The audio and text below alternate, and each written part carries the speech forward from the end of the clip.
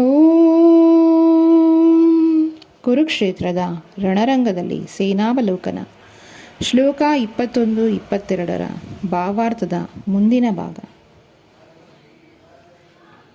ಅವನಿಗೆ ಅಪ್ಪಣೆ ಮಾಡಲು ಅವನಿಗಿಂತ ಹುಚ್ಚರಾದವರು ಇಲ್ಲ. ಹೀಗೆ ತಾನೇ ಎಲ್ಲ ಆಗು ಹೋಗುಗಳ ಪ್ರಭುವಾದರೂ ಪರಿಶುದ್ಧ ಭಕ್ತನೊಬ್ಬನು ತನಗೆ ಅಪ್ಪಣೆ ಮಾಡುವುದನ್ನು ಕಂಡಾಗ ಭಗವಂತನಿಗೆ ಅಲೌಕಿಕ ಆನಂದವಾಗುತ್ತದೆ.